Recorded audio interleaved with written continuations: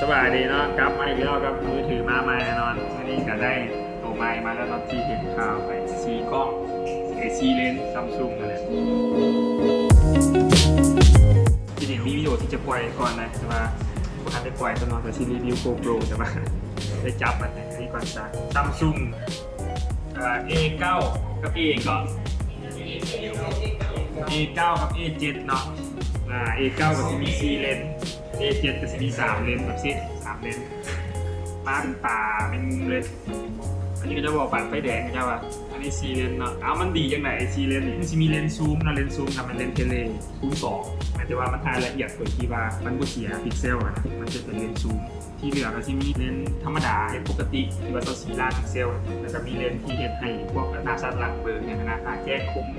หลังเลนส์ข้างหลังเป็นเบลอๆเปื่อยอีกอันนึงมันเลนส์กว้างๆถ่ายรูปวิวถ่ายรูปคนหลายๆคนได้นะ120องศาแต่ว่ามันก็เป็นเลนส์ความสามารถในกล้องหรือในโทรศัพท์เดียวอันนี้เป็นข้อแตกต่างสำหรับโอกาสที่ว่ามันมี4เลนส์นี่อีกอันนึงก็เป็น3เลนส์กันมันบ่มีเลนส์นะเลนส์ซูมแต่อันกันคล้ายๆกันนั่นแหละ A9 เขาเบิ่งผมใหม่ผมแปดใหม่มันสี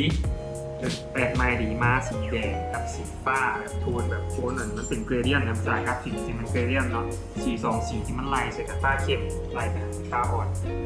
นะเป็นสีที่ซัมซุงยังไม่เคยเห็นอันนี้สีเป็นสีบัวไล่เป็นสีคล้ายบัวเข้ม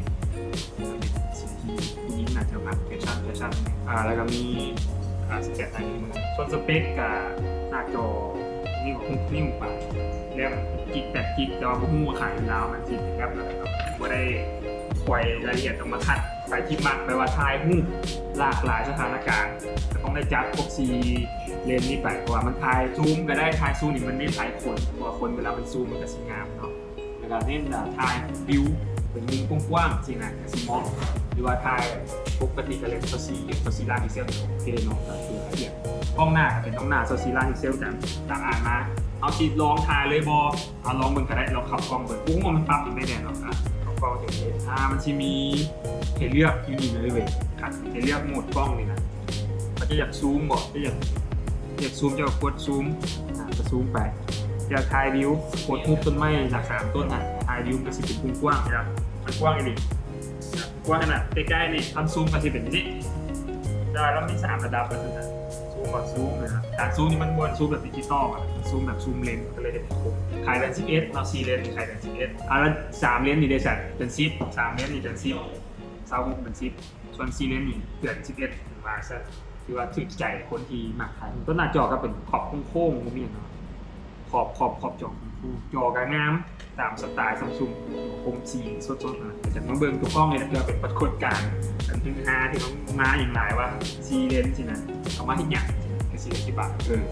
แต่ละเลนส์มันมีประโยชน์ต่างกันแต่อันนี้เป็นครั้งที่ว่าเขาได้จับ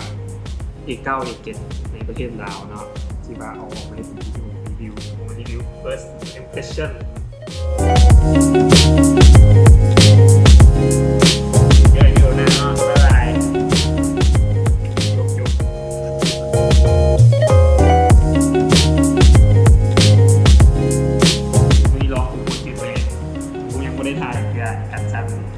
แต่ของโทรศัพท์นี่แหละแต่ตื่นเต้นที่ได้เห็นกล้อง4 เลนส์